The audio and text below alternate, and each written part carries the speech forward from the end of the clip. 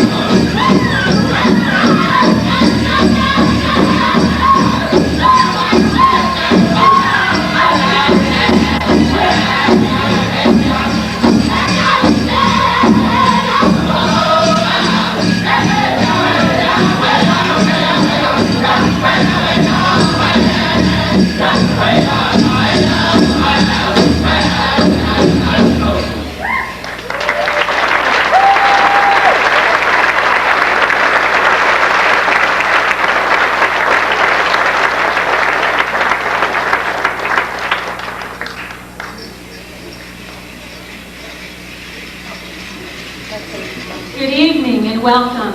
My name is Martina Whelshula and I'm going to be your MC for the evening. And what I hope to do tonight is to share an experience of family, an experience of pride, and also an experience of a lifestyle, a way of being, and a different kind of a worldview than what we expect in normal kind of mainstream society. Tonight, what we're going to do is explain several different styles of war dancing. You will see different techniques. You will be listening to a variety of different music, war dance songs. And you'll get to see the creativity and the creative self-expression of the people involved in the dancing and in their outfits. My husband and I, Martina Whelshula, basically spend a lot of time enculturating our children in this way of life. They love their dancing. We love the dancing. And it's something that you will be able to see in them as they dance tonight. The first style of war dancing that we're going to demonstrate is a men's traditional. And the men's traditional is a very highly respected form of dancing that you will see typically at powwows around the Northwest, around the western regions and the United States. The men's traditional is very unique in that it is, the outfits are built from natural materials such as deer hides, porcupine hair, deer hoof rattles, those types of things. You will see lots of eagle feathers and different feathers from various birds. The men that dance in the men's traditional basically do a two-step. You'll see it's pretty typical around for men to do in the traditional form, but something very unique and individualistic about their style of dancing. Each man has a unique fingerprint, a unique individuality in the way that he puts his outfit together and the way that he interprets the music and the dance. And tonight, my brother-in-law, Mark Ramos, is going to demonstrate the men's traditional.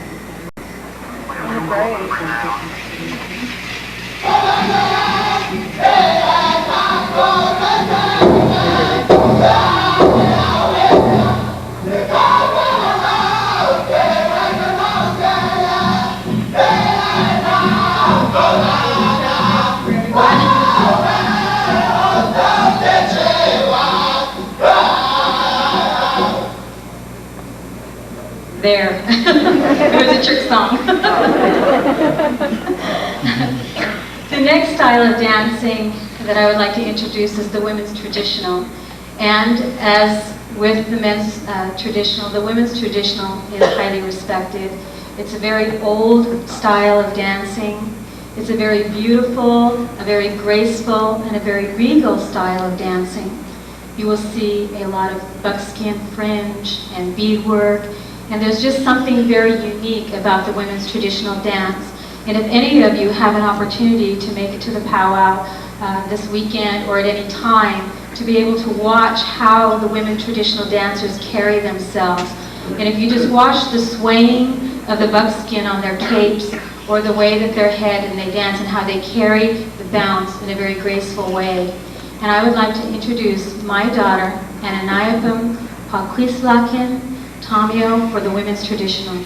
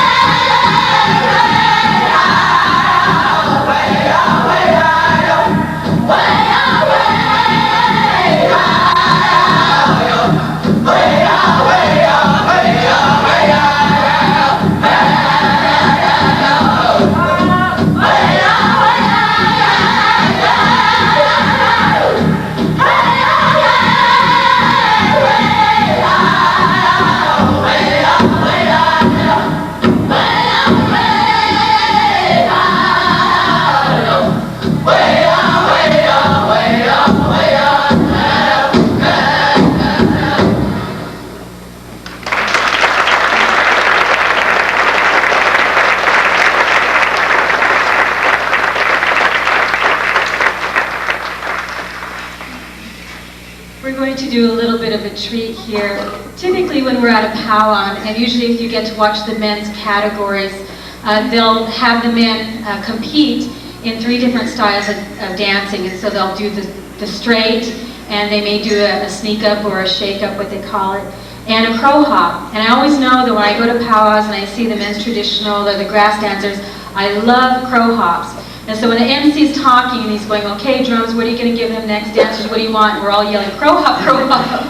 And so we're going to demonstrate an intertribal type of crow hop. And so you can kind of get into the bouncy style. And it is an old style of dancing that kind of emulates the crow as it's hopping.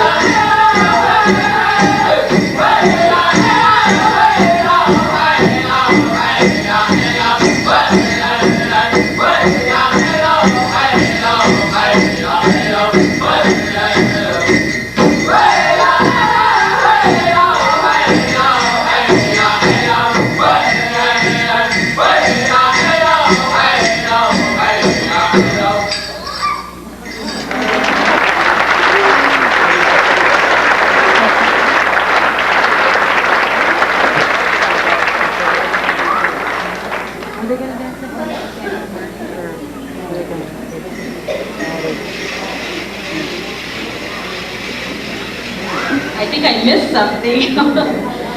The next style of dancing that we're going to demonstrate is the particular style that I represent, and that's the women's jingle. And the women's jingle is a traditional form of women's dance from the mid-western part of the United States. And it's been a very contemporary style of dancing here in the Northwest in the last few years. Once it made its way over here, it just took off like wildfire. And now when you go to powwows, you will see a number of women, jingle dancers, young girls, and it's a very beautiful, beautiful style of dancing.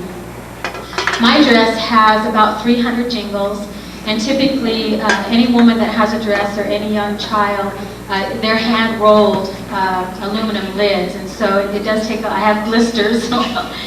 And the style of dance, one of the stories that I heard in the origin of this dance is of a young woman that became very ill.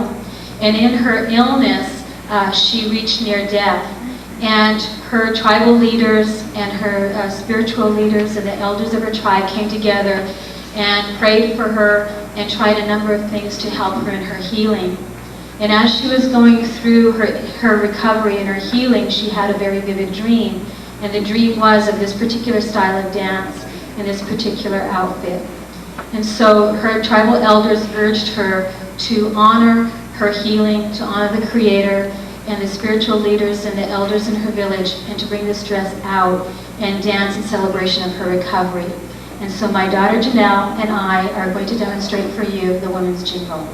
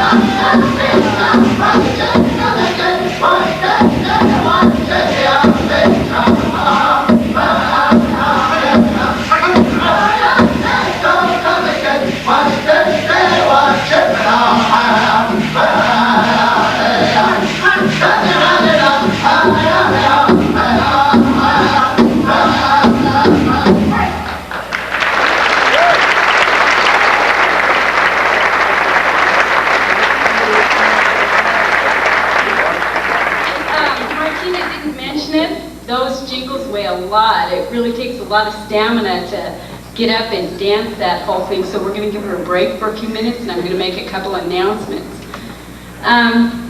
First of all, starting tomorrow is the 7th Annual Spokane Falls Encampment and Powwow, and that's going to run through Sunday. And in addition to that, there's going to be an Indian art show and auction. The first one is going to be tomorrow from noon to 5 at Kavanaugh's Inn at the park, and then Saturday at the Riverfront Park Forestry Center, and that's going to be from 10 to 2. And we have some special thank yous. There's a lot of people who volunteer and just pitch in to make this whole thing work. It's very much a community grassroots type of effort. And Michael and Brian here at the Met have been really wonderful and being very supportive every year. We'd like to thank them. Gilbert and Alice Stewart, Chris Larson, Dave Howe, Jerry Phillips, Eva Ferris, Carrie George, Steve Fasthorse, Cindy Beamer, Stevie Phillips, Judy Carson, Azure Swan, Columbia Paint, and Don Phillips. And so, without any more, we're going to have Tina back up here. She can breathe. And thank you, too.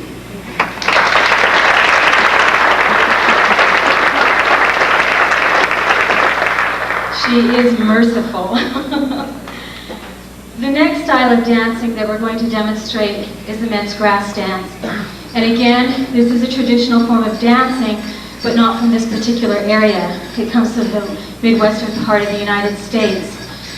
And there are grass dance societies today, there are a number of them in the Northwest region, that initiate these young men into that society. And then once they're initiated into the Young Grass Dancer Society, then they're expected, in their role as grass dancers, to serve their community. My son Cato and my husband Marty are going to demonstrate the men's grass dance. And when you watch them dance, it's a very graceful form of dancing, especially for the men's style of dance. And I love this particular style the most because it is fluid-like in the dancing. They will be representing a number of different animals, horses, the buffalo, the antelope, a lot of the prairie animals. And if you watch the symbolic stomping of the grass, and I would like to say enjoy this because it truly is a spectacular style of dancing. My son, Cato Tomio, and my husband, Martina Whelshula.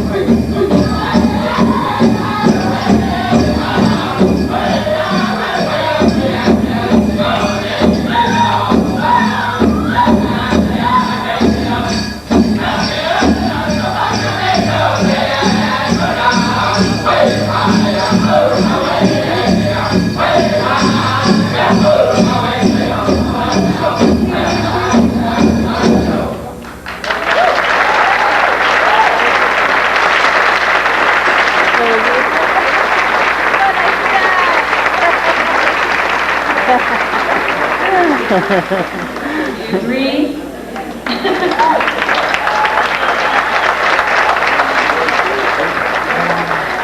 Sometimes my kids cheat on me when we're at powwows and they have intertribals. And so I'll see them as they're, where I'm sitting way on the other side, and they'll be walking. And when I get to the point where I can see them, all of a sudden they'll start dancing. So, the next style of dancing that we're going to demonstrate is something that we just added last year, but it's something that, as powwow people, you begin to really love and enjoy. Just a real social dance, something that everybody can join in and have a really good time. From old people to little people and everyone in between. And the styles that we're going to demonstrate are a number of different styles within one song. We'll demonstrate our owl dance, our rabbit dance, and Oklahoma two-step. And a lot of times if you go to a powwow and they say owl dance or rabbit dance, you know that it's a woman's choice. That means ladies that have been eyeballing that certain guy out there have the opportunity at that moment to go and ask that person to dance. And this was a very enjoyable, safe way and fun way to socialize our young people and to have fun as adults. And so we're going to demonstrate for you our social dances.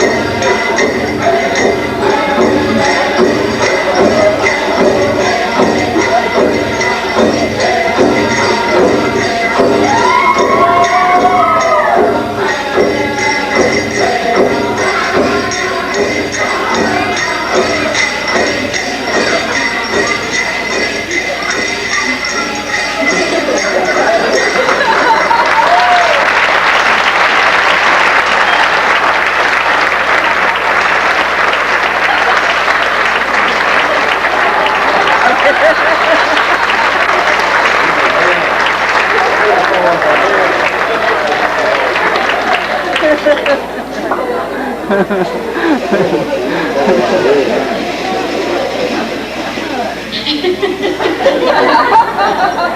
going, where's Rio and Free? They always find their way.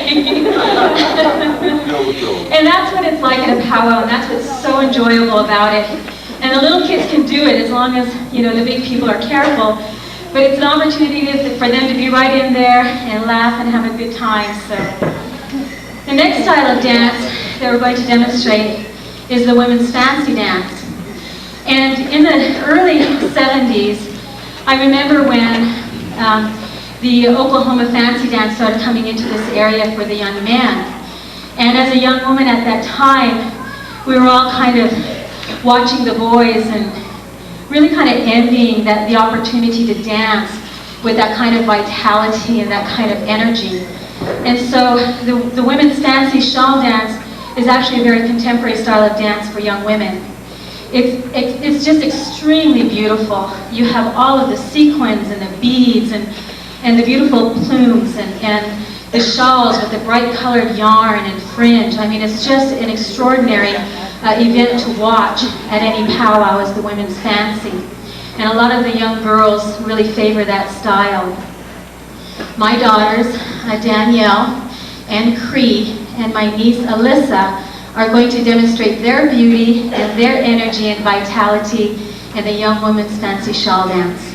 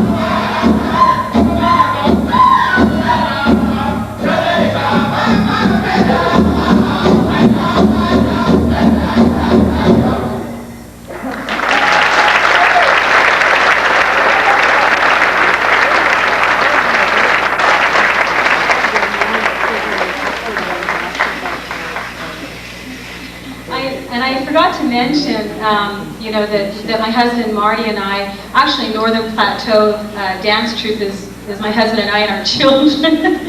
I mean, there's enough of us, I suppose. And it's something that so as a mother, you know, I'm up here and I just get really excited as I watch my children out here, and it tickles me to see the natural nature of little ones that, you know, they're out here conversing, you know, as they're dancing. I don't know how they do it, but this is going to be our final style of dancing that we're going to demonstrate. And this is the 80-year-old Ponca fancy dance. And it's just, again, another incredible style of dancing. And when you see the men out there at powwows, in their competitions, doing their stuff, it is just fantastic. To see,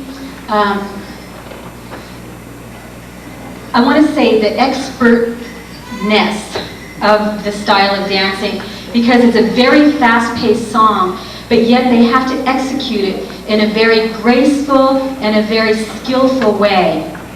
They too have all of the feathers and the sequins and the beads and the most beautiful, dazzling colors you can imagine.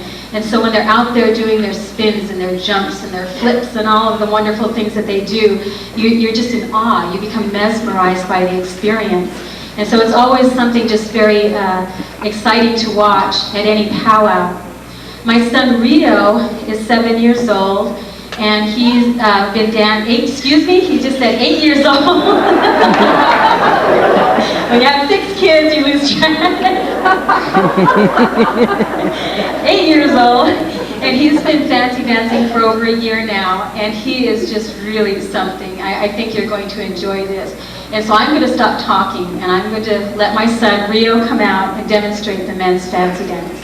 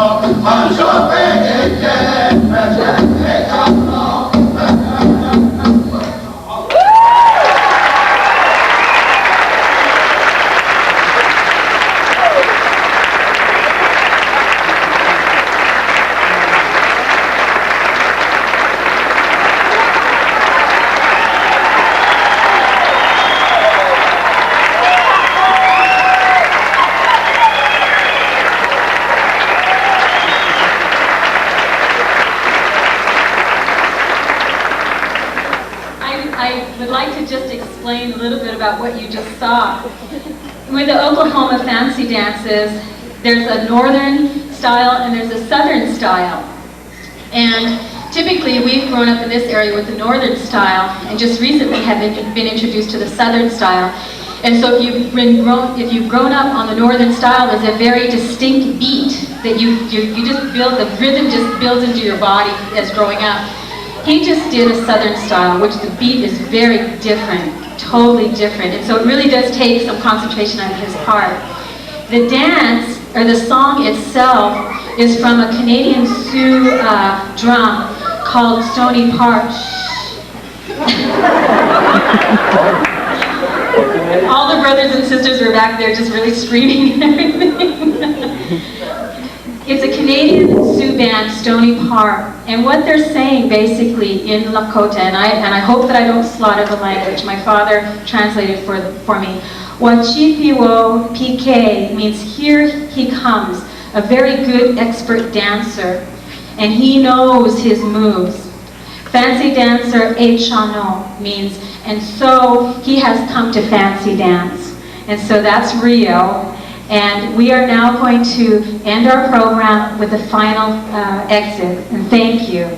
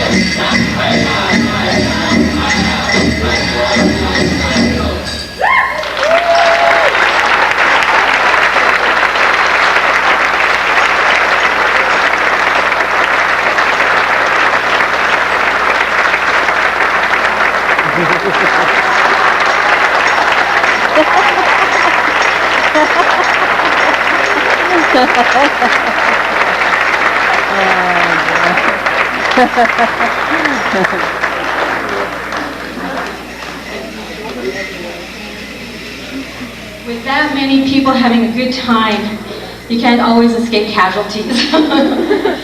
We are now going to move into an intermission and take some time, go out and visit our artists, Virgil Smoker Marchand, Rick Gendron, look at some tapes, and when you come back, you will see Jim Boyd and Rez Bound and Sherman Alexie.